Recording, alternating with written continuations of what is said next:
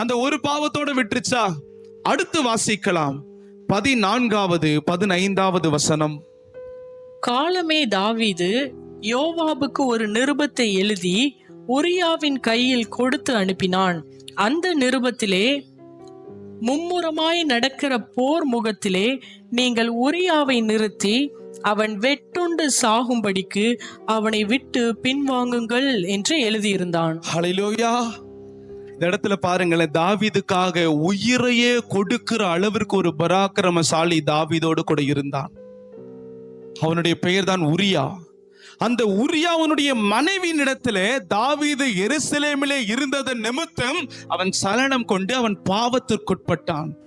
அந்த பாவம் வெளிப்பட்டு விடுமோ என்று சொல்லி அந்த உரியாவை எப்படியாகிலும் கொலை செய்து விடணும் அப்படின்னு சொல்லி அவனுடைய கைகளிலேயே அந்த மரண சாசனத்தை எழுதி கொடுத்து அனுப்புறான். அதே போல அந்த உரியா அந்த போர் மும்முரமாய் நடக்கிற இடத்துல அவனை அமலேக்கியர்கள் அடிக்க வரும் பொழுது அந்த போரிலே அவனோடு கூட இருக்க வேண்டியவர்கள் அவனை விட்டு தாவீதுடைய வார்த்தைக்கு கீழ்ப்படிந்து அவனை விட்டு விலகுகிறார்கள். அவன் அதே இடத்துல செத்தான். கொலைகார பாவி. இப்ப தாவீது முதல்ல எல்லாரும் நம்ம நினைக்கிறோம் அவன் விபச்சார பாவத்தை செய்தான், அது அவனுடைய முதல் பாவம்னு நம்ம நினைக்கிறோம்.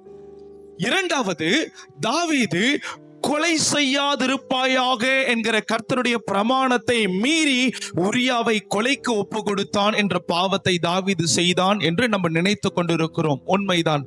ஆனால் முதலாவது பாவம் எங்கு உற்பத்தியானது என்று சொன்னால், தாவீதோ எருசலேமிலே இருந்து விட்டான்.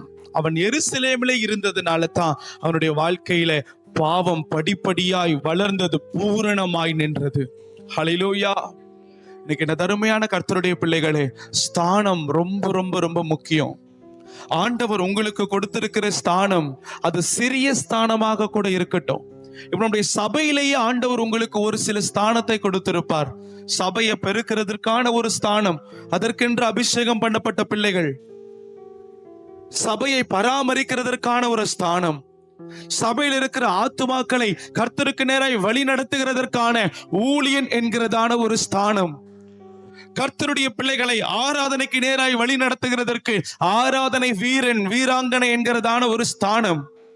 அந்த ஸ்தானத்திலே என்ன வந்தாலும் நான் நிலைத்து நிற்பேன் என்று சொல்லுகிறவர்களிடத்துல பாவம் எட்டி கூட பார்க்க முடியாது.